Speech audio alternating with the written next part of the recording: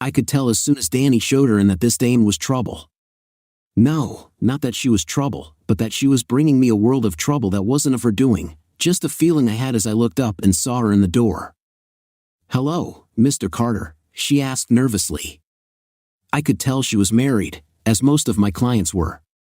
"Nick Carter, ma'am," I nodded. "No, not like the punk kid singer, but I sometimes get mail for him, one of the hazards of being a PI with a famous name that lives in LA. My dad actually named me after a secret agent in a set of dime store spy novels by Joe Publishing. We had the last name already, but my dad just named me Nick, not Nicholas. Go figure." I rose as I spoke and shook her hand. "What can I do for you, ma'am?" "Your assistant said that you could help me." "I was referred by one of your previous clients." She smiled a bit more, still nervous though. "I see. Okay, Mrs. I'm Janine Linder. My husband is Dennis Linder, and he's a psychologist. I have reason to believe he's cheating on me, and I want proof before I file for divorce," she said, handing me a picture of him. I raised my eyebrow as I regarded the picture. He looked to be about 40, with a square jaw and dark hair going gray at the temples. He had bright green eyes that would probably tempt most women. "Okay, ma'am, you know how this works?" I asked, and she nodded. "Good. Give me 2 weeks tops, and I'll have the evidence you need. For those 2 weeks, I charge $5,000. Is that acceptable to you?" "Yes, and half up front, correct?" she asked. "Do you have your own account that your husband doesn't know of or have access to in order to check your finances?" I asked. "Yes," she said. "I set it up a couple of months ago so he wouldn't know if I hired someone to track him. Your former client says that you are the best." She smiled, then handed me a cashier's check for $2,500. "Thank you, ma'am. Give me an idea of how he's been acting suspicious if you would. The more information I get now, the easier it will be to track his movements." "Well, it's a bit strange that I even caught on that he was cheating. He spends every night with me and the weekends too, but sometimes when I call his office for a lunch date, his phone is turned off," she said. "Well, he could have a client run over during a session," I shrugged. "Normally you would be right, but then there's the distance at home. He used to be all over me, but now he hardly touches me." Then I noticed the perfume smell on his clothes. At first, I thought I was imagining it, but it wasn't my brand of perfume, she said. Some of his clients could have hugged him. "And how old is he?" I asked. "He's 44, she said, and I nodded. "Well, I heard that men that age have lower sex drives than they did before hitting 40. Could that be the reason for his distance emotionally?" "You sound like you think it's just me being stupid," she said angrily. "No, ma'am, I'm just trying to figure out why you would think he's cheating. I admit the perfume is a pretty heavy indicator, but it could just be circumstantial. I'm going to take this case, but I also need to know everything you can think of. How is he acting suspicious besides turning his phone off?" "Well, it's always just before lunch on Mondays and Wednesdays. Other times he answers right away, but on those days, it goes straight to his voicemail." "Okay, I think I get the picture. Tomorrow is Wednesday, so I'll start my investigation then. I will be in touch as soon as I have anything concrete for you." I nodded and rose from my chair as she did and shook her hand. "Thank you, Mr. Carter. I hope it's nothing, to be honest, but I need peace of mind on this," she smiled warmly. She really was a knockout, and if I hadn't been married, I would maybe consider consoling her. "Anytime, Mrs. Linder. If I don't find anything at the end of 2 weeks, you will not have to pay me the remainder of my fee. It's my guarantee." "Thank you again, Mr. Carter," she said. "Ma'am, call me Nick." Mr. Carter was my dad. I smiled, and she smiled back. "Okay, Nick. I'm Janine." "Ma'am is too formal." "Okay, Janine. I'll be in touch as soon as I have anything for you. Danny, my assistant, should have your information, so I'll get your number from her." I showed her out and promised again to be in touch. As soon as Janine had left, Danny came in and plopped down on the overstuffed chair in front of my desk. Daniela Velasquez has been my assistant for 6 years. I would honestly be lost without her, and I think she knows it. She's single, dates some but not often, and has the most gorgeous jet black hair, doe brown eyes, and a great tan that comes from her Mexican heritage. She's built like J-Lo but with more junk in the trunk and way more of a rack. Yeah, if I wasn't married to the woman of my dreams, Danny would be in trouble. I might be married, but I'm not dead, and I never touch, well, except for hawks. Okay, Chief, this is what I got for you right now. She handed me the file she put together online about our target. Danny is a pretty good PI in her own right, and I was proud to be the one who taught her. She's a quick study, that's for sure. Dennis Linder, psychologist extraordinaire. I looked at the file, and a warning bell went off in my head. It seemed that a former patient had filed a malpractice claim against him a couple of years back, but the claim had been dropped mysteriously with some stock cliché answer given as to why. This was getting more and more interesting. The former patient was female, and her husband had divorced her soon after the malpractice claim had been dropped. That was the warning bell. I had a bad feeling about Dr. Dennis Linder, and my gut is usually right. Danny, dig a bit deeper on this prick, will you? I got a bad feeling about him, I said, and Danny giggled at my phraseology. Ah, yeah, I know I opened the door for that one. And thanks for not stepping through it. Anytime, boss man. She winked at me prettily, then stepped back out to her desk to do some more Bing searches on Dr. Linder. Daniela is worth twice her weight in gold, and I know that I don't pay her enough, even though I pay her very well. We're more partners than boss and assistant. We split each case takes 60/40ths, including retainer fees. Those retainer fees, when added up between multiple clients, equal over $200,000 a year after expenses. I usually clear $150,000, and Danny clears $110,000 easily, and that's after taxes. We share a lawyer who gives us legal help quid pro quo since we kind of work for him too. Wesley Quinton is his name, and divorce disputes and other domestic issues are his game. Then there's my wife, Samantha. Yes, Samantha Carter, formerly Samantha Stern, so no relation to Colonel Carter on Stargate SG-1. She goes by Sammy for short. I met Sammy 7 years ago when I had quit the company I was working for in Langley, Virginia, and moved back to LA. I was an insurance investigator for that company. It was a decent living, but after a client in Paris turned out to be a real prick, I decided I'd had enough and put my investigative skills to good use back home. I had enough saved up to start my own PI business there. Now nothing can be redacted. Sammy is a complete knockout, tall at 5 feet 8 inches, which puts her even with me in height when she wears her 4-inch heels, fiery red hair, sparkling blue eyes, 34C-24-36 measurements, and legs that go all the way up to heaven. Her Angelina Jolie lips and sexy smile can melt the hearts and raise the erections of any man within 50 feet, and she has it all packed in the right places. I first met Sammy back when I had solved my first case for my first client. He threw a bash to celebrate me finding and returning his property. I was his guest of honor, and Sammy was the daughter of one of his friends. She saw me, and I saw her, and it was as if the magnetic force of the earth drew us together. We talked and danced and talked some more. I met her father, who was a good man, and he bought my usual line about being a former insurance investigator that decided to go into the private sector as a PI. I had prospects, and during the shindig, I managed to score some more clients. That was 7 years ago, and after dating for 6 months and living together for 6 months, we were married in a small ceremony with just her family and a few of our friends. My parents had died a few years back in a car wreck when I was out of the country and had left me their house in their will. I spent 3 years in the Army as an MI interrogator, then got recruited by the aforementioned company to investigate possible insurance fraud. That's my story, and I'm sticking to it.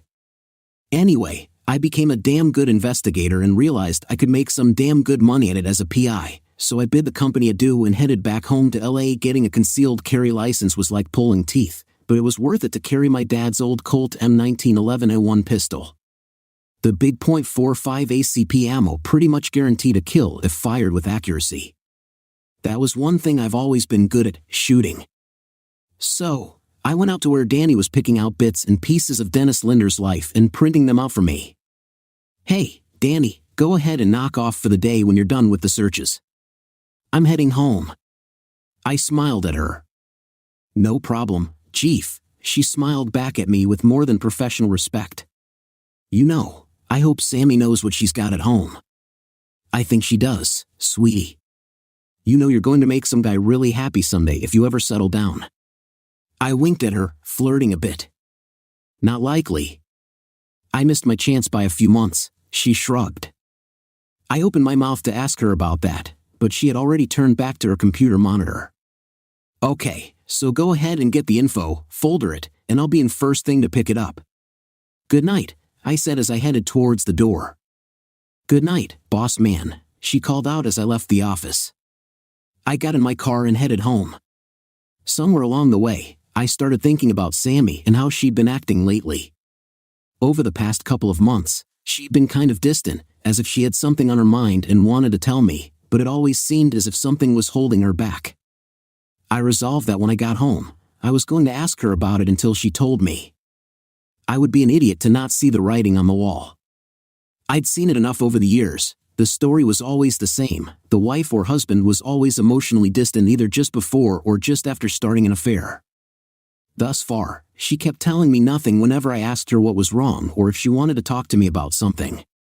Why women do the whole nothing routine, I'll never know. I know a few who don't, but most of them seem to think us guys get paid enough to read minds. Sorry, ladies, we're not psychic. Sometimes you have to spell it out for us. It was with those thoughts in mind that I pulled onto our street and noticed the Jeep Grand Cherokee Laredo parked out in front of my house. As I was pulling into our driveway, my cell rang. Hey, baby, I said when I saw my wife's name on the caller ID.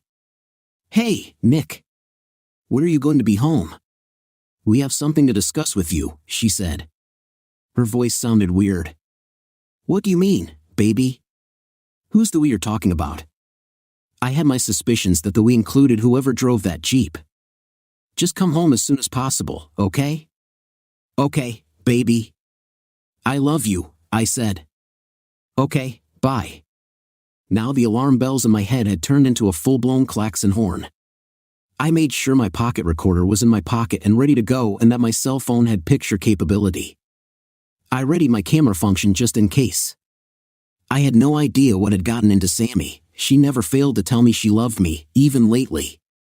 Once, I was breathing deeply, doing some breathing exercises to calm myself. Once I had the Zen vibe going, I got out and took a snapshot of the license plate on the Jeep. I had a real bad feeling about this one. My gut was screaming at me, and I have always listened to my gut. As soon as I got in the door, I saw them kissing. They had no idea that I was that close, and I managed to get a snapshot of them together with their lips locked. I walked in as calm as can be, snapping happily away until they noticed me. I hit the record button on my pocket recorder in, where else, my pocket. Oh my God, Sammy said. You scared me, Nick. Care to explain why you're kissing some prick in my house, soon-to-be ex-wifey? I asked, eyebrow raised as I shut my phone. It's part of the reason why I wanted you to come home, Nick, she said. I looked at the prick for the first time and suddenly had the urge to pull my weapon and put a hole through his head big enough to drive a Mack truck through. Dennis Linder, my current target, was standing in my living room and towering over me. Okay, this was a sticky situation. My client's husband was now standing in my house and apparently has been screwing my wife. Right then, I wanted nothing more than to shoot him dead and her too, for that matter. My heart was breaking, but my anger kept the hurt at bay for the moment. However, if I was going to get paid, I had to play this cool. Vengeance would come later. Payback is a witch and a half, and these two were going to feel every bit of it. Okay, what is it you want to talk about? I asked with much more calm than I actually felt. Mr. Carter, may I call you Nick? He asked. No, only friends call me Nick. You're not a friend. You're the a-hole who's screwing my wife, therefore, we will never be friends. Got it? I asked with a sneer. Yes, well, I'm Dr. Dennis Linder, and I'm treating your wife with sex therapy, he said, identifying himself. Okay, does sex therapy include kissing my wife in my home? I asked, eyebrow raised once again. As a matter of fact, right now, it does. I know this is highly irregular and probably difficult to swallow, but you will need to watch us while we're doing it, he said. Dear God, this guy was dumber than a box of bowling balls. He was playing right into my hands and solidifying not only my own divorce proceeding but making sure his wife gets everything except for my alienation of affection and malpractice lawsuits that I was already planning. I just looked at him for a moment. Dr. Dennis Linder, huh? I heard you're really good at what you do. Psychology, right? I asked, buttering him up. Yes, psychology. My methods are sometimes controversial, but I always get results, he preened. So, how long has my wife been going to you for therapy? I asked, biting back my own outburst that was straining and chomping at the bit to get out. 2 months now, he confirmed. Sammy had said nothing about going to see a shrink. I looked at her then. Sammy, if things were so bad, why didn't you just talk to me? I told you years ago when we were dating that if anything was wrong, you could come to me. Don't you remember that? I asked, trying to get through to her. I guess, she said in a hesitant tone of voice. She had a confused expression on her face for a moment. Sammy, remember what we talked about, Dr. Linder said. Control. You have to assert your control. I know you don't like being powerless, so you have to take the lead, remember? His voice was strange, almost hypnotic, as he talked to her, and I saw her expression harden. You're right, Dennis. I need to show him that I'm not just some dumb woman to be pushed around. She then glared at me. Sammy, what are you talking about? I almost shouted. When have I ever pushed you into anything? In the bedroom, we always make love how you want, never how I want, she almost screamed at me. Okay, Sammy, you know what we said after we were married, that if we wanted to try something new, just discuss it and see what happens. Remember that? All you had to do was ask, and we could at least talk about it. Once again, her expression turned to one of confusion, but before Dr. Dick Nugget could say anything, her expression hardened again. Nick, I need to do this. I need to see what other tools are out there for me. You can either watch or don't watch, but I'm going to do this, she said firmly. Sammy, don't do this, please. I really wanted to say, give me more evidence, please, but I refrained. I would be getting way more evidence than I needed. Nick, this won't affect us. I still love you, she said with a hint of a smile. I knew she was lying to me then. I just need something different, just this once. Oh, well, for the record, I do not want you to do this, and there will be consequences if you go through with it, I said, shaking my head in what I hoped looked like pure resignation. Mr. Carter, please allow me to do my job now. Do you have a chair in your bedroom? He asked. He wanted to screw my wife on our marital bed. Note to self, burn the bed and get a new one. We do, yes. Wait, do you really want me in there? I asked with a horrified look on my face. It is necessary, yes, Dr. Dumb said. If you insist, I snarled. Doctor, is there no other way to get my wife back to normal? None, I'm afraid, he said with mock sincerity that wouldn't have fooled a kindergartner. Well, I hope you don't expect me to participate in adultery, I said pointedly. Mr. Carter, what your wife and I will be doing is hardly adultery. I am merely helping her to get past a mental block and assert herself better in your relationship. You will both be stronger after we're done. He gave me a smarmy smile when he said that, and once again, it took an Olympian effort for me not to shove my pistol down his throat and empty the magazine into him. I'm not agreeing to this, just so you know. I will never agree to an act of adultery performed by you and my wife, and this is adultery no matter how you slice it, I said, noticing that he wasn't wearing a wedding ring and with no sign of a tan line on his finger. As I said, Mr. Carter, this is therapy. Granted, it's controversial therapy, but it is not adultery. His smile this time was condescending. Oh, this was going to be very fun after a bit of pain. Well, not pain, my love for Sammy had died, and I was feeling numbness and a keen sense of righteous fury at what I was going to do to this a-hole after he finished screwing my soon-to-be ex-wife. Since my wife had agreed to all this, for me, she was damaged goods, and there was no point in fighting for her. The only thing I would do now is gather all the evidence and ensure that they have a meeting with Karma soon. She is not worth jail time anymore. I'm still not agreeing to it. I shook my head even as I followed them to the master bedroom. I surreptitiously took out my iPhone and started the camera rolling as he undressed Sammy and had her lie on the bed. Sammy undressed too, and neither one of them looked my way as I sat in the chair to get plenty of footage. Last chance, you two, I said. Don't do this. This is being done without my consent, I said to ensure that it was recorded and that I had not consented to this act. The doctor looked at me with my iPhone sticking up out of my jacket pocket, but he didn't realize it was recording video. He sneered, like you have a choice in it, punk. He then thrust forward into Sammy, and that was it. That was all I needed to see, it was all I needed to record. Janine's case was now airtight, and that was that. I stood up from the chair and walked calmly to where Dr. Needle Dick was laying into Samantha with relish and abandon. I grabbed him by the hair and yanked hard, pulling him backward and out of her. I then hit the nerve bundle between his neck and shoulder, and he folded like a bad poker hand. He was still conscious but unable to move. You thought I would not do anything, doctor? My ex-wife never told you what I do for a living, did she? I could see the confusion on his face. Sammy was glaring at me now as if I had grown a third eye. I'm a private detective, doctor. I now have evidence of you attempting to cuck me with my wife. Now I have the proof I need for an infidelity divorce. I have video and audio. I also now have proof of alienation of affection and malpractice. I grinned in triumph, then reached to my belt and drew my sidearm. See, you're a big man, doctor. I might lose to you in a straight-up fight, but Colonel Sam Colt makes all men equal in the eyes of God. You should be able to move in a moment.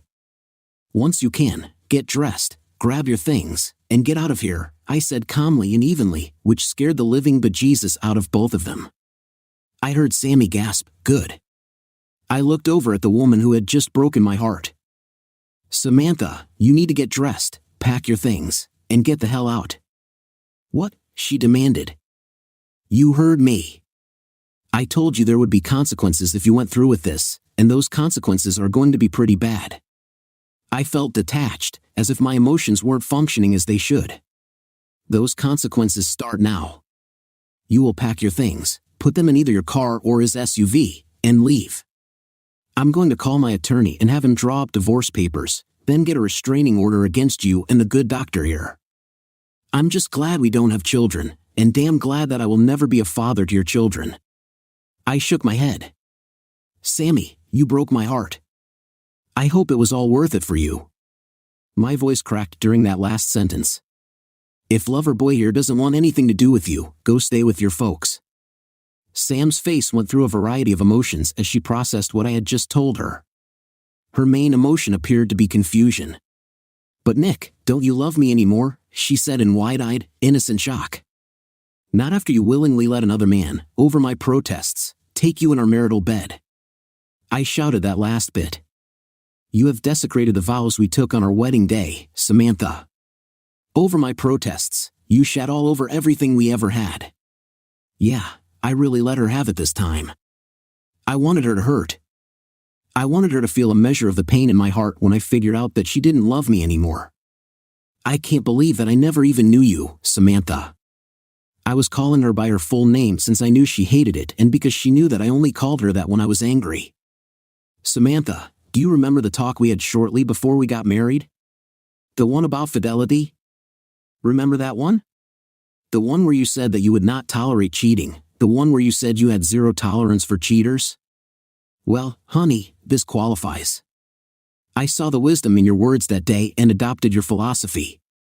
The doctor stirred before she could reply and appeared to be giving serious thought to jumping me. I stepped away from him, keeping Sam Colt trained on him. I also made sure I kept Samantha in my field of vision. You're making a mistake, Mr. Carter. I'm going to press charges, he sneered. No mistake. I caught you in bed with my wife and thought she was being assaulted. Who are the cops going to believe? The respected private investigator who caught a criminal or the man who claims it was all consensual? Look at Samantha, doctor. Look at the anguish on her face, the anguish of being assaulted.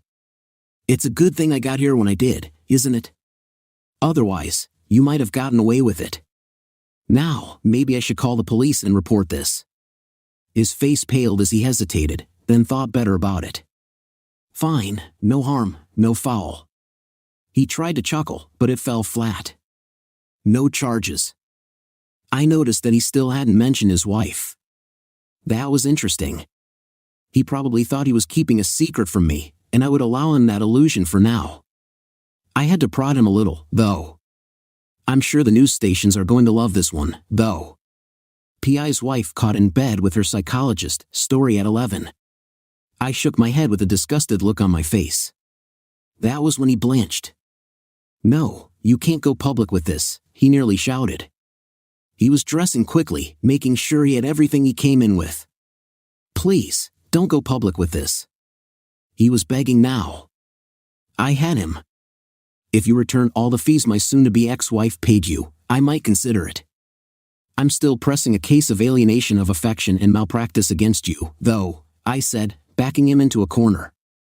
Done. Anything you want, he said with a panicked look in his eyes. Anything I want? Oh, the possibilities. But no, I wanted him to know fear. I wanted him to feel the fear before the inevitable despair, the total devastation that his life was about to become. I was enjoying myself over this, and I felt no guilt about screwing him over as he had screwed me over. The difference was that while he had screwed my wife, I was going to screw his life. No lube, sandpaper condom. Once he was dressed, he ran from my bedroom, and I heard the front door slam as he broke all land speed records getting away from me in my home. I looked at Samantha, and I could tell that she saw the malice in my eyes. Nick, we can get through this, she pleaded, crying crocodile tears.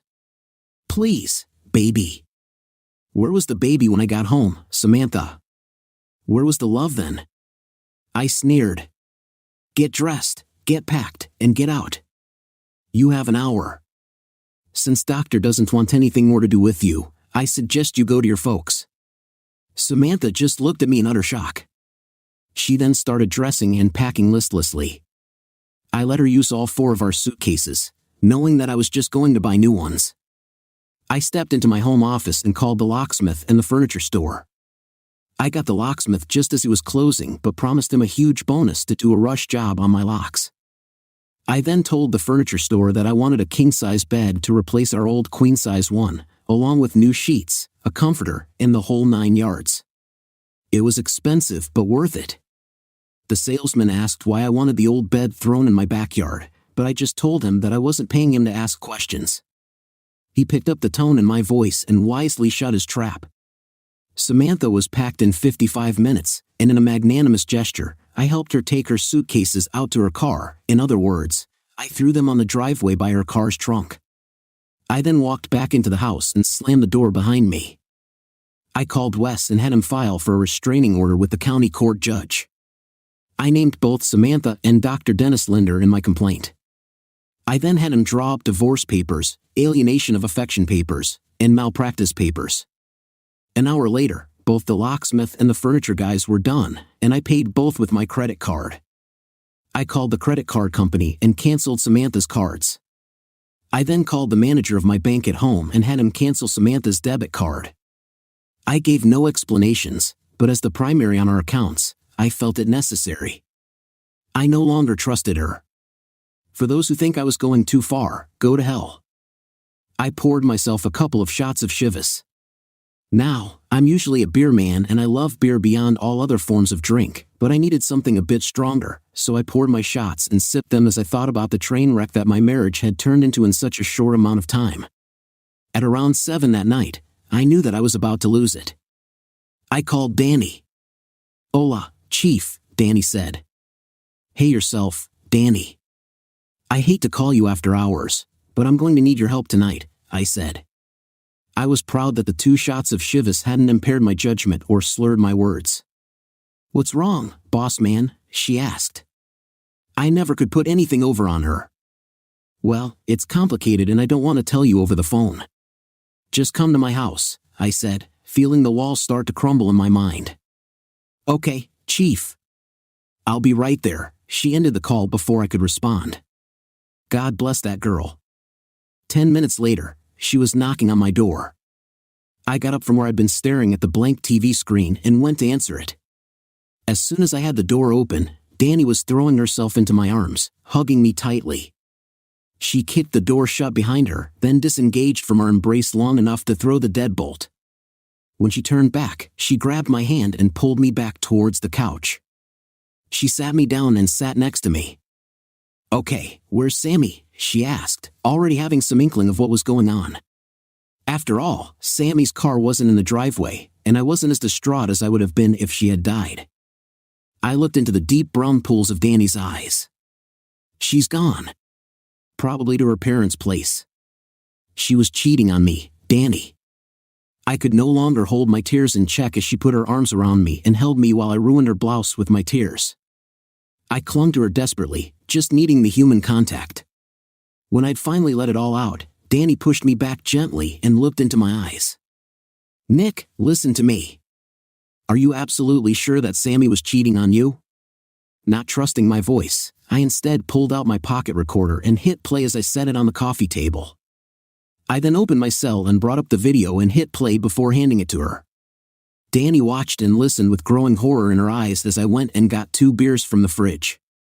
By the time I got back, dark fire was blazing in her eyes, and she had stopped both the recording and the video. I opened both arrogant bastard Alesh and handed her one. Danny finally exploded after taking a swig of the bitter ale. "That witch." Wow, Danny wasn't holding back. I cracked a wry smile at her words. Danny is loyal to a fault, and she's loyal to me. She took another long swig, then closed her eyes and breathed deeply several times. "Nick, what are you planning?" she asked as she laid her hand on mine. "Because whatever it is, I want in. Nuclear strike on the doctor. I have reason to believe that maybe Samantha was brainwashed. If so, I want to get her the help she needs," I said, my voice hoarse from the crying. If there was even the slightest possibility that the a-hole had somehow brainwashed or coerced her, I wanted to find out how. But as for Dr. Dingleberry himself, I want him and all those around him to burn, except for his wife, who you met earlier at the office. Turns out she was right about him cheating, and it was with my own wife. "This is some shit, Nick." Danny shook her head in sympathy. "But okay, what's our first move?" "Recon, of course." I managed a tight smile as I compartmentalized my feelings for the moment. Now that I was on the job, it was easy to slip back into the professional persona. "In a few hours, I'm going to pay his office a little visit. If you have a problem with breaking and entering, you don't have to come. I told you, I'm in, Chief. I'm in it to win it, and you know I don't back down." She smiled at me, then leaned forward and hugged me tight. "I know Sammy, Nick. I've known her almost as long as I've known you. I think she's been coerced at the very least by that cabron. I think so too, but even then I'm not sure I want her back. She's been all over this guy. She's known this tool for 2 months, and in that time, he managed to convince her that our marriage was just another toilet bowl in which to take a dump," I said, still hugging her tight. God, she felt good. I pushed her back gently as my body started stirring and looked into her eyes. There was something there that I hadn't seen in Samantha's eyes in a long time, lust, pure unbridled lust, and I was sorely tempted to kiss her right then and there. There were only 2 things stopping me.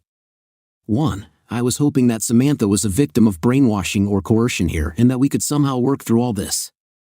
2, even if she was more willing than she appeared, I wasn't going to stoop to her level and cheat with anyone, even Danny. "Danny, I know what you're thinking, and you have no idea how tempting it is right now, but we have a job to do," I forced out the words through sheer iron willpower. I steeled my resolve and pressed onward. "We need to swing by the office and pick up the van." "Good call, boss," she said, curbing her own feelings. It didn't take a rocket scientist to see that she'd always had a bit of a crush on me. We flirted back and forth, but I thought she was okay with just flirting. But now that Sammy was out of the picture, at least for the moment, it was obvious she wanted more. Part of me was dying to give her what she wanted, and that part of me wanted it just as badly as she did. But, and here's the kicker, I was not going to do what my wife had done. No, my vengeance was going to be far more terrible if things went as I feared. Also, I didn't want to hurt Danny, And I knew that if Sammy had been coerced or brainwashed by Dr. Dickhead, Danny would be hurt badly if or when I decided to work things out with Sammy. We left in her car and picked up the van at the office. I grabbed the Comcast sign magnets out of the back and slapped them on the sides of the van. Urban camouflage, gotta love it. We drove to the offices of Dr. Dennis Linder at around 11 that night, and I went into the office building by picking the lock. I was wearing supple casing gloves that would keep my fingerprints off of anything yet allowed for enough freedom of movement that my dexterity wasn't impeded. Picking the locks was child's play, and once inside, I made sure that my earbud was working properly so I could communicate with Danny. "Reading you loud and clear, Chief," she said. I had a small USB thumb drive on me that had 50 gigabytes of storage space on it. I was going to search his computer as well as his filing cabinets. I wanted to get a really good look at this guy's business. If he was doing this to my wife, I wondered how many other wives he'd done it to. So far, the security system was child's play as I called the security company, identified myself as Dr. Linder, and told them that I had forgotten my passcode. It's amazing what the power of a good bluff can get you. I sounded authoritative, slightly pompous, and they bought it without even asking for a confirmation password. Amateurs. Danny giggled over my earpiece. I know, right? I chuckled quietly as I picked the lock to the doctor's office itself. I made a beeline for his computer, bringing it out of sleep mode. There were no family pictures on his desk. Wow, he didn't love his wife very much. I shook my head. This a-hole, who had a hell of a hot woman at home, was stepping out with at least one of his patients.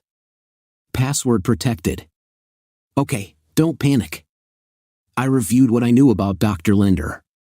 He was intelligent if not very street smart. He was cunning when it came to seducing women. On the ride over, Danny had given me the other dirt she dug up on Dr. Dushabag after I'd left. He was a serial womanizer when we read between the lines of other patients of his who had filed malpractice or even pressed sexual harassment charges on him, but those charges were dropped without real cost, just some cliched misunderstanding when asked by the cops. I already hated the guy, now I was ready to kill him slowly and with great enjoyment as he suffered the ultimate in physical and emotional pain. So with his womanizing tendencies in mind, I typed in Romeo as a possible password. Access denied. Casanova. Access denied. Lothario. Access granted. What a predictable a-hole.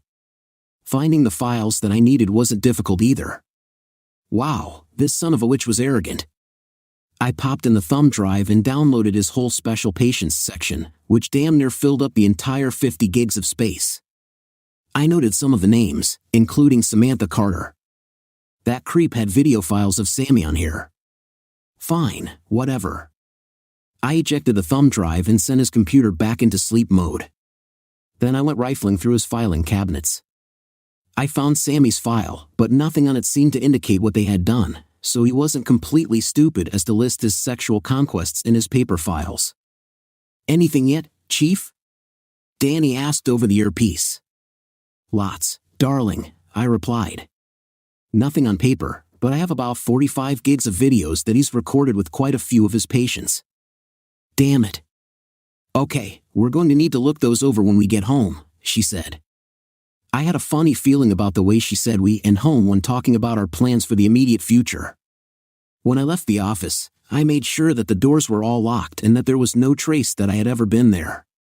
No security cameras, just the phone call that I'd made from a burner phone with an untraceable number. Voice ID could cause a problem if someone cares enough, but I wasn't going to worry about it right then. It was well after 1 a.m. when we got back to my place. We got inside after I put the garage door down, and before I could say anything, Danny blindsided me. I'm staying the night with you, Nick, she said firmly, leaving no room for argument. Okay, I shrugged. You can have the guest room. No, Nick. I'm staying in your room, in your new bed, and I'm not taking no for an answer. You shouldn't be alone tonight, even if we don't have sex. And there it was, out in the open. The invisible elephant had been revealed. Danny, I trust you. You're about the only woman on earth that I trust right now. I'm asking you to please don't make me break my marriage vows tonight, okay? I asked. I promise, she said with a smile, then kissed my cheek. We'll go over the footage in the morning. I brought my laptop so we can split the videos and get them done twice as fast. Sounds like a plan, sweetie, I said as I headed in to get a shower. I felt filthy, and not just because I hadn't had a shower since before I went to work the previous morning. As I stood under the water, my mental compartment opened and all the feelings of betrayal came rushing back. I was sobbing against the wall of the shower when I heard the shower door slide open. The next thing I knew, I was being held by a wet and naked Danny. She held me close, stroking my back as she washed me. I would have probably taken her without a second thought, something that I would at least regret in the morning. She dried us both off, then guided me into my bedroom. She didn't even bother with pajamas or a nightshirt. She put me in bed, covered me with the sheet, and then went around and climbed in on the other side. I numbly fell asleep shortly after my eyes closed. I was completely exhausted both physically and emotionally. I awoke the next morning with a smile on my face. Sammy had spooned me during the night, her body pressing into my back. I shouted, then jumped off the bed like it was on fire. It was real. It wasn't just a dream. Sammy had really cheated on me and left me. Danny got up and hugged me close. God, she was putting on the full court press with me. I decided to nip it in the bud. Danny, listen to me, okay? I choked out at her reluctant nod. I continued, Danny, I'm sorry for that just now. I thought yesterday was just a really bad nightmare. I'd be lying if I said I didn't think of you in that way sometimes, but I love my wife, or who she used to be before that scumbag got his hands on her. But I promise you one thing right now, if Samantha went along with this all willingly, I'm going to divorce her. When that's done, if you still want me, I'm more than willing to try with you, okay? And that's one reason I fell in love with you, she sighed in resignation. You're the most honorable man I've ever met. Her voice was equal parts admiration and exasperation. Thanks, sweetie. I kissed her cheek as I released her nubile body. I got a good look at her without the tears in my eyes, and she literally took my breath away. She was tan all over with no tan lines. Dear Lord, I was being tempted like I'd never been tempted before. Like what you see, Poppy, she gave me a seductive grin. I managed. All the blood was in my small head at that point, and my brain was oxygen deprived. I had swollen to mammoth proportions compared to normal. Danny looked down and smiled but didn't reach for me. When this is over and if you aren't with Sammy again, I'm going to screw your brains out for the rest of our lives, Poppy, she whispered, which made my tool jump even more. Danny, if I'm not with Sammy when the dust settles, I'll let you, I whispered back. Then I got dressed, and Danny left the room, but I heard the sizzle of the frying pan out in the kitchen. I smiled at that, then got dressed in jeans and a t-shirt, put on my belt with the holster, and went out to join her. I didn't usually wear my pistol at home, but I wasn't going to take any chances with a possibly sociopathic psychologist out there. I noticed that Danny was also wearing her piece, a Lady Smith & Wesson in 9mm. She'd also gotten a concealed carry permit shortly after I hired her. Smells good, I said with the first big genuine smile I'd had since this whole mess started. Thanks, Nick, she shot me a cute grin, then went back to turning the omelet she was making. I smelled bacon in there as well as cheese and salsa. She really knew her stuff. She was dressed in one of my old t-shirts and the jeans she'd worn last night. Her blouse was still on the floor in the bedroom. Danny, I know this is going to be tough on both of us, I said as I sat down on a bar stool at the kitchen counter. She looked at me and raised her eyebrow. Boss, I didn't sign on to be coddled. You made it clear from day one that I would most likely be needed on some cases, and with my background in criminal justice, you knew you could count on me. That hasn't and won't ever change. I couldn't help falling in love with you, but that doesn't mean I'm going to shy away from this one. This case is personal to me too since Sammy is my friend.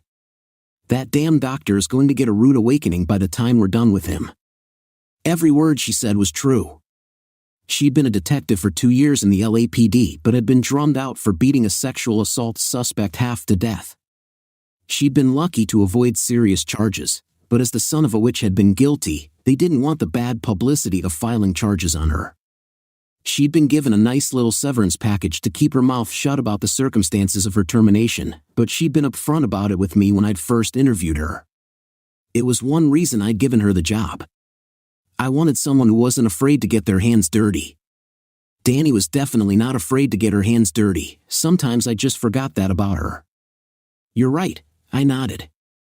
Danny, I need to tell you something about me that not even Sammy knows.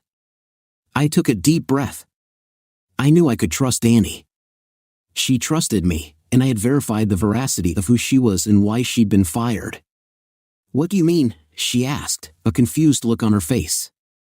Danny, I never worked for an insurance company. I worked for the company as a covert operative there. My name is Nick Carter, and I used to be a spy. That sounds like a really bad impression of the opening of Burn Notice. Danny just looked at me, then plated our omelets and brought them to the counter along with mugs of coffee. God bless Danny. I sort of figured that. It was either that or you had a criminal record someplace, she shrugged. Always looking around like someone might be watching you. You don't show it much, but I've spotted it over the years we've been together. You know a lot about bugs and how to tap a phone in record time. And then there's your lock-picking ability, which rates right up there with the best cat burglar in the business. I laughed outright. She really was a hot detective. You're good, I said, raising my mug of coffee to her before taking a sip. Just right. Oh, and you make the best damn coffee on earth, just so you know, I said. It was her turn to laugh. Thanks, boss, she said. I'm not just a pretty face in a hot body, you know, she winked. I know. If you were just those things, I wouldn't have hired you, I shrugged. She leaned over and gave me a kiss on the cheek.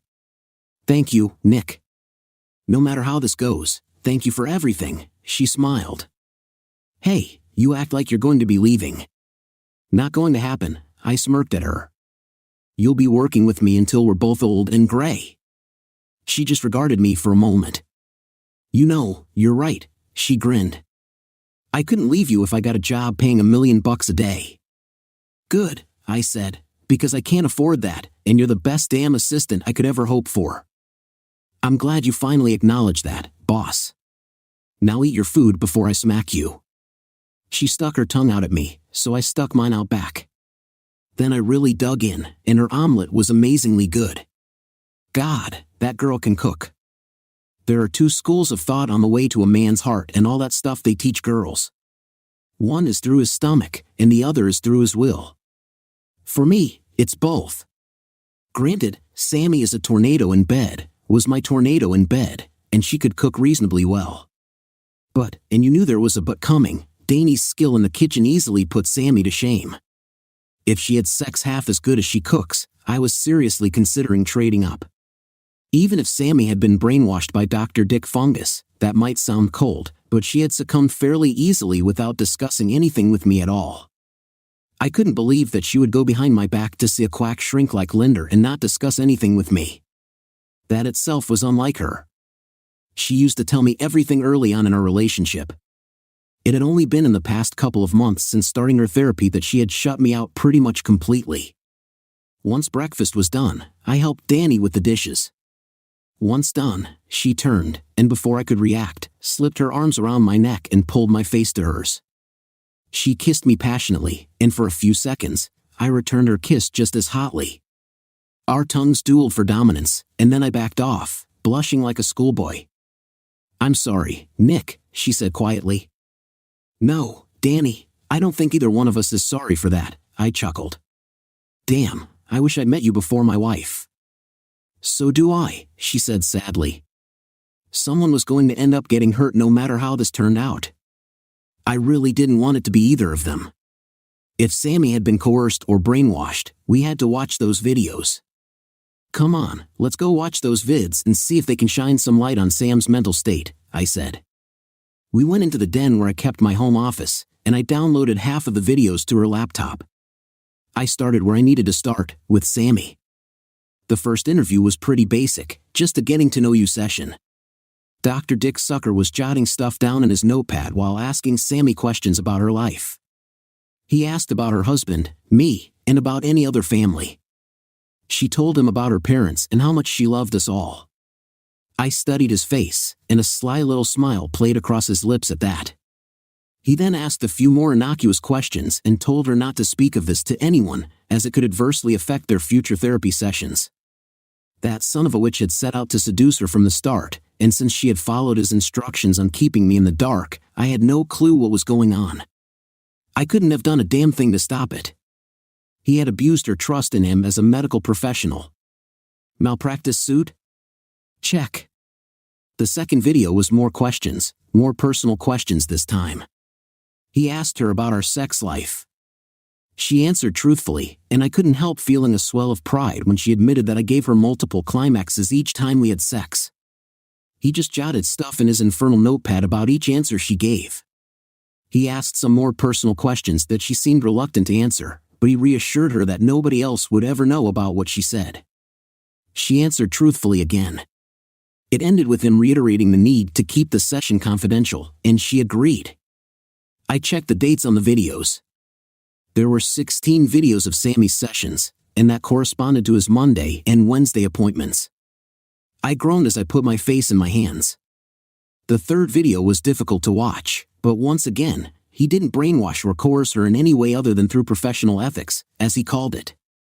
She told him about her fantasies, and a lot of them I already knew about and had helped her fulfill. Some, however, were things she'd never told me about before. She wanted to tie me up. She wanted to dominate me in the bedroom. Jesus, she'd never said anything to me about those. Once again, after she was done telling him what he wanted to know, he stressed the need for secrecy and sent her on her way.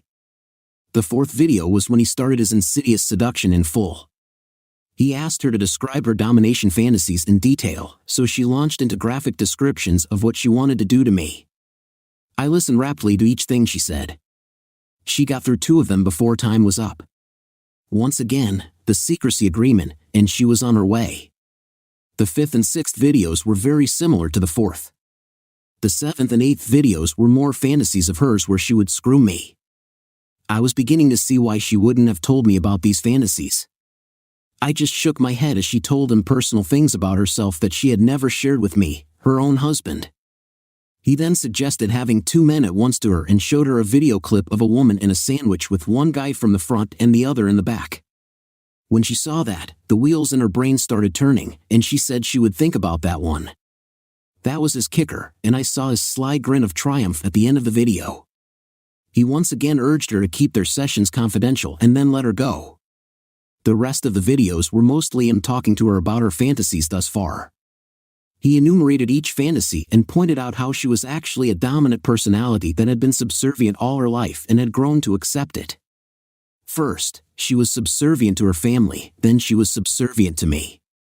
He built up her self-worth to the point of egotism by the end of the 14th video and had convinced her to have 2 men, including me, as part of her therapy.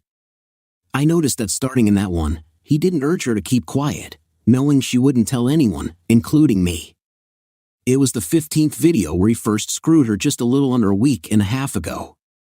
He told her that he would be the second man if she wanted him to be. She said she didn't know. She looked like she struggled with the decision for a solid 15 minutes as he gently urged her towards where he wanted her mind to be. She finally gave in, and he laid down on his desk and told her to dominate him. She did. The 16th video was the last. She came in, and before he could say anything, she kissed him passionately and then screwed him hard. She said that she didn't just want a 2-on-1, she wanted to cuckold me with him. That was the clincher right there. It showed me that she was beyond saving. She made a conscious decision to cuckold me instead of the original plan of having sex with her along with him. This time, she told him to keep it quiet, and she would call him with the right day and time. I stopped the video and looked up to see Danny looking at me with tears in her eyes and a disgusted look on her face that probably mirrored my own disgust. The guy was a serial seducer, or real louse. That made sense with his password on the computer at least. I'm hitting this son of a witch with a legal warhead so big he's going to wish he'd never been born, I vowed in a calm voice before God and Danny. I'm with you on that one, boss, she said as she sat on the edge of my desk. It seems that the longer video sets are more challenging. If it makes you feel any better, all the others are shorter than Sammy's. She held out the longest, apparently. She shrugged and gave me a hopeful smile. I sort of figured that, since all the ones left on here are shorter than hers, but you just confirmed it. This guy makes Mackie AI look like a good guy. I shook my head. But as far as coercion or brainwashing, he's not guilty on those counts. He just convinces them to do it, and there won't be any harm in it. Yeah, I noticed that too. From what I can tell, he's never involved the husband before in their little games. But then the husband finds out somehow and divorces his wife. All the ones I've checked so far have ended up in divorce. She listed the names of the women and their ex-husbands. Okay, contact a couple of the exes and find out how they found out about Dr. Dicka's seducing their wives. I need to talk to Janine. I shoot her out of the room, then pulled out my cell and called Janine's phone. Hello, Janine. It's Nick, I said in a tight voice. Oh, Nick, thank you for calling. Are you going to start your investigation today? She asked. I've completed it, actually. You are more correct than you know. Is there any way you can come to my house either tonight or tomorrow? There are some things we need to discuss of a personal as well as professional nature. Don't get me wrong, I'm not hitting on you, but this case has hit a bit close to home for me, I explained. Care to elaborate on that, Nick? She inquired. Not over the phone, ma'am. Either tonight or tomorrow morning would be best. My assistant, Danny, will be here with us since she has some info to share with you as well, I told her. What's your address? She asked. I gave her my address, and she said she would be here in 10 minutes. 11 minutes later, I heard a car in the driveway. I checked and saw she'd driven a nice Jaguar XJ6. I opened the door for her, and Danny brought her coffee while I went and got mine and Danny's laptops. I set both of them up on the coffee table, and Danny and I sat on either side of Janine as I started to explain things. Janine, Dennis is a serial cheater who uses his position of professional authority and trust to seduce women and cut their husbands behind their backs, I said. From what we've seen so far, he only goes after married women. There are no single women in these videos. Danny added, each video series chronicles a seduction. He gains their trust, then talks about fantasies or problems in their marriages. He uses this information to seduce them and make them do exactly what he wants them to do. He doesn't coerce or brainwash his victims, but he's a serial offender, as you can see. I showed her all the series of videos. She gasped at how many there were. How the hell could he have kept this a secret? She screamed, her face turning beet red with rage. Janine, stay calm, please. There's more, I said, swallowing the lump in my throat. More? She looked at me like I had just fallen off another planet. Yes, ma'am. As I said on the phone, this one hit really close to home for me.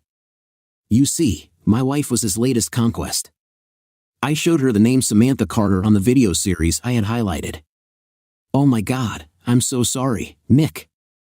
Janine hugged me tight. He's going to pay for this, be sure of that. He's going to pay through the goddamn bleeding as I'm going to give him. Janine, how much is your husband worth monetarily? I asked. I will be filing alienation of affection and malpractice against him. Don't worry. I'll introduce you to the best damn divorce attorney in California. Wes will take good care of you and get you as much as possible. Janine laughed. Oh, honey, Dennis is worth over $250 million, including his properties around the world. He has a lucrative practice, his books are bestsellers, and he's been on Dr. Phil as a guest several times. The majority of his money was made from his books, though. Okay, what I propose is we hit him with a blitzkrieg. We hit him hard and fast, but it's going to take probably a few days to set up. Do you trust us? I asked her, indicating me and Danny. Yes, she said. You've lost a lot too, Nick. I'm sorry for that. I should have seen what a snake he was. For this, I understand. Come by my office in the morning and I'll introduce you to Wes. He's my attorney, and he'll be handling my divorce from Samantha as well as my suits against your husband. By Friday, we hope to have some other ex-husbands on board to file suits against him for malpractice and alienation of affection as well. I laid out my plan to her, and she was nodding and smiling by the time I was done. I can go along with that. The problem is going to be acting normal around him for 2 more days. I can claim female problems or just go out of town to visit my mother. She's old, so he would probably buy that. Janine nodded. True. He's trained to spot differences in mood or behavior. My advice is to get a hold of your mother, tell her what's going on, and have her cover for you. Meanwhile, I have a guest room here with a queen-sized bed in it and room for 2 more cars in my garage. I smiled. So far, only my car and Danny's car were in there. I handed her a remote for the garage door, and she accepted it gratefully. She went home to pack, and Danny also went home to pack. She packed a whole week's worth of clothes and came back half an hour later. I chuckled as she hauled her stuff into my room and put it in Sammy's old dresser. The girl is determined, I'll give her that. The next morning, Janine arrived just as I got out of bed after another great night's sleep with Danny by my side. She was now wearing an oversized t-shirt of mine and panties to sleep in, for which I was grateful. I was wearing boxers, pajama pants, and a t-shirt. Danny was in the shower when I heard the garage door go up. Janine looked great and gave me a sympathetic hug and kiss on the cheek when I went to meet her. As soon as she came inside, she had a small suitcase with a couple of changes of clothes inside. She also brought me bank statements for Dennis's accounts, and I gaped at how much he had in liquid assets. After Danny had cooked breakfast for us all and we'd eaten another great meal, Janine told us that she was ready to move forward. I told her that we would be able to move once every ex-husband and wife were notified of the most recent developments. We had 11 ex-husbands to call and then inform them to call their ex-wives and let them know what was going down. We were going to file separate lawsuits against Dr. Dump Truck for malpractice and alienation of affection, and they were more than welcome to join us. Not surprisingly, most of the husbands were more than ready to get some payback on the a-hole, and even a good majority of the ex-wives were chomping at the bit. I wasn't about to get Sammy in on it, though, not after seeing the last video. I showed up at Wes's office along with 9 out of the 11 ex-husbands we had been able to contact and all 9 ex-wives. Since I was ex-husband number 12, I would be in on it. Wes, to save time, drew up identical OFA and malpractice papers and just put different names in there depending on who was in line.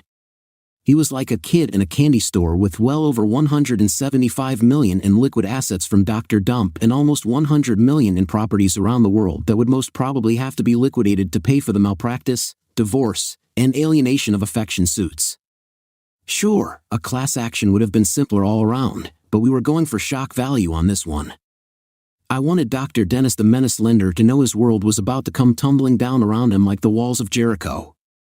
Janine was waiting with Danny and me at the end of the line while Wes happily helped his new throng of customers to make an a-hole's life miserable and get rich while doing it. Yes, he's a good buddy of mine, but he's still an attorney.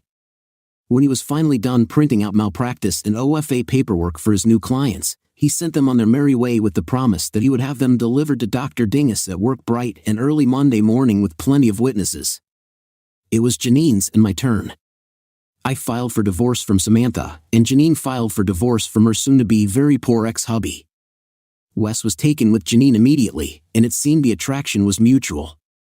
I set it up with Wes for each client's papers to be delivered by a different process server all at the same time. Wes, Janine, and Danny all joined me in grinning like skeletons at that one. He was about to be overrun come Monday morning, and Danny and I, along with Janine, were going to have a front row seat. As a bonus, Wes threw in a restraining order against Dr. Dump for free for each of us, his clients. He knew how rich he was going to be once all the fallout had settled around this mass nuclear strike. Then it was time for Phase 2. Phase 2 involved media and law enforcement saturation. I used Sammy's videos, blotting out her face and changing her voice to a computer blurb, and blotted out all mention of her or my names using a new media editor program I bought. I spliced together segments from different videos showing how Dr. Dennis Linder made a habit of seducing women away from happy marriages or marriages that had the possibility to be happy again after his therapy. But he had seen the need to ruin said marriages for his own twisted ego.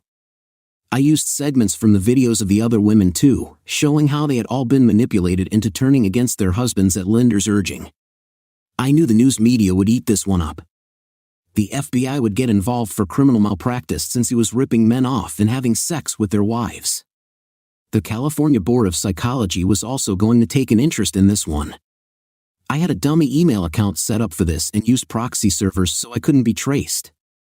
Phase 2 started Monday morning just after the process servers had done their job. As the last process server left, I handed Janine the popcorn bucket, and she started munching on some popcorn as Dennis came running out the front of his office, looking around wildly. He saw me standing next to his soon-to-be ex along with Danny. I held up my cell phone, hit the send button on the mass email delivery, and initiated phase 2. We got in my car and drove away as Dr. Dick screamed incoherently at us, threatening to kill us all. The last I saw of him that day, he was kneeling in the parking lot with a ton of paperwork in his hands, crying his eyes out. My vengeance wasn't over by half. Phase 3 involved a sit-down with Samantha, which she agreed to do. She had been staying with her folks and was about to find out that she wouldn't be able to stay there anymore unless she was really lucky. We met in a very public place, Starbucks. Got to love it. "I'm here. Does this mean you want to talk?" she asked hopefully as she sat across from me. "As a matter of fact, I do need to tell you something," I said with a smile. "Samantha, I would have been able to forgive you just about anything if you had been coerced or brainwashed by that a-hole. I'm not kidding. But after watching 16 hours of you going along with everything he said, even with your protestations, you ended up suggesting cuckolding me to live out your domination fantasy. That I cannot forgive or forget." I shook my head slowly.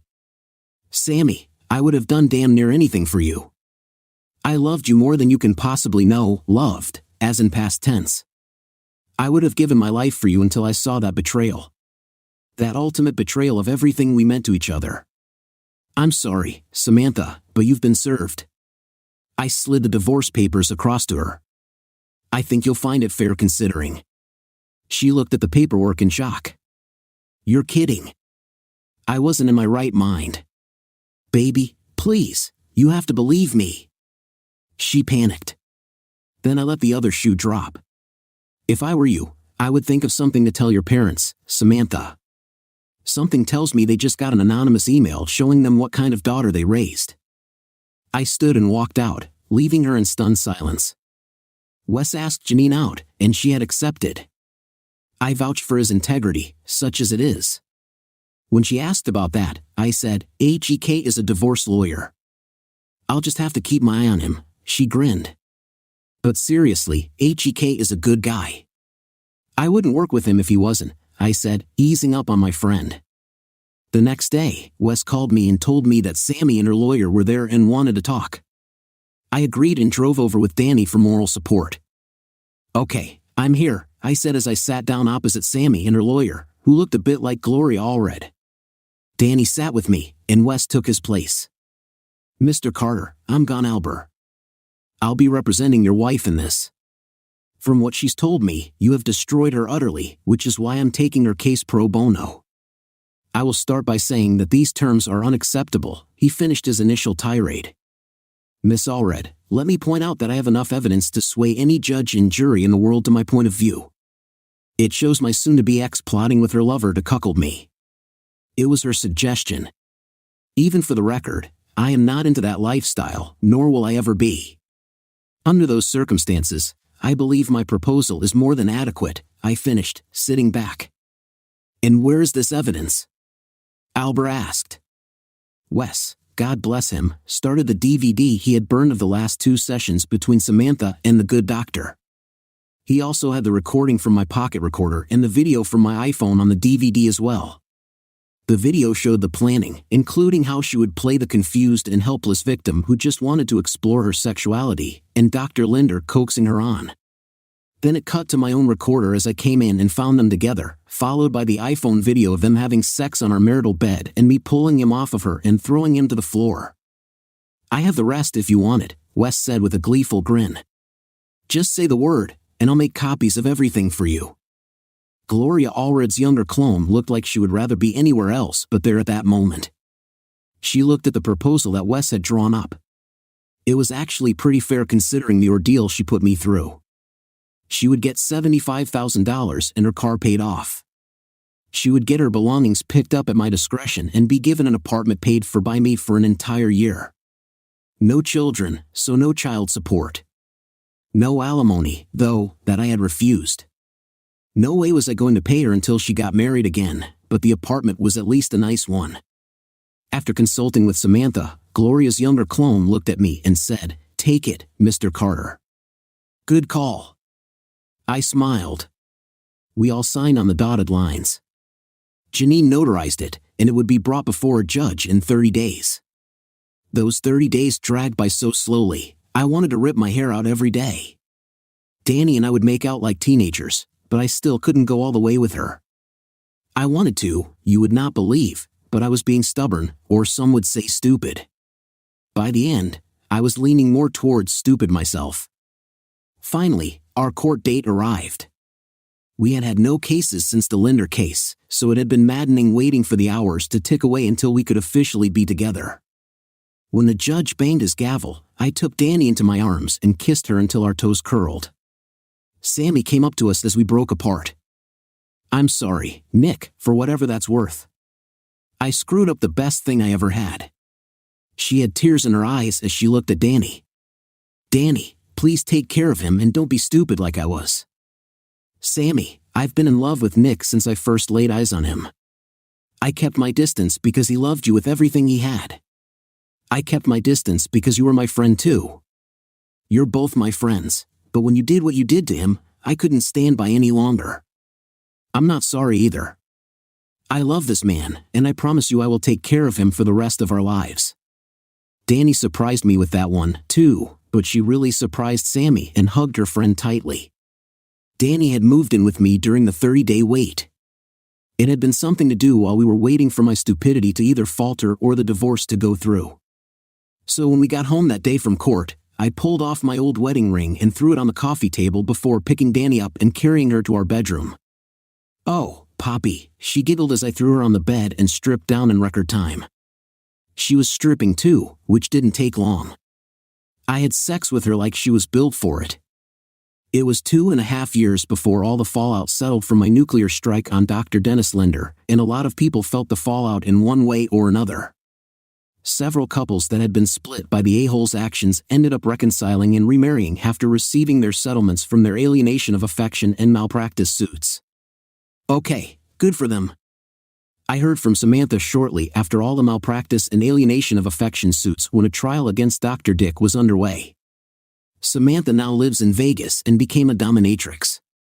Seems right up her alley with what Linder had opened up in her psyche. Her parents still aren't speaking to her, thanks to my surgical strike against her by sending them the video of her and her lover plotting against me. Oh well, she brought it on herself. After Janine divorced him, of which she got well over half, all the criminal charges came down on old Denny Boy like a ton of bricks. He pleaded out to what he could but lost his license. After all the suits were over, he had to file for bankruptcy. That didn't stop all those he'd wronged from getting their due rewards. However, it just delayed it a little. Someone who shall remain nameless paid the good doctor a visit one night before his criminal trial started. Whoever that person was beat Dr. Dick so badly he had to be hospitalized for a few weeks. He had both knees broken, both arms broken, and both of his testicles ruptured. As for how I know all this, well, ask me no questions, and I'll tell you no lies. Now, if you'll excuse me, I need to go clean my old aluminum baseball bat. Wes and Janine dated for 6 months and hit it off so well that they got married, with me as best man and Danny as maid of honor. Wes made enough from all the lawsuits to retire, and they plan on spending their golden years together. The trial was pretty much open and shut since Dr. Dick's attorney couldn't get the video evidence suppressed. He was convicted on all counts, and when Denny Boy got to prison, he lasted all of 2 days before the guards found him swinging in his cell. It seems that he had fallen so hard and so fast that he actually hanged himself rather than face the train wreck his life had become. Good, one less burden on society. The a-hole who had ruined so many lives was now literally at the end of his rope. Fitting, if you ask me. Since he never changed his will, Janine was only too happy to use her large inheritance to settle with those whose lives her now deceased ex-hubby had ruined. As for Danny and me, we made out like fat cats for my lawsuits, $15 million, all told. I placed my pinky to the side of my mouth and said, $15 million. We're retired now, too, and raising our 2 children. Our son, Nicholas, since Danny insisted on giving him a full name, which, of course, I agreed with immediately, is already a handful and about to start preschool next year. Isabel, our daughter, is the sweetest baby I've ever seen. We're happy now. That case, my last case, was a mixed bag for me but turned out all right in the end.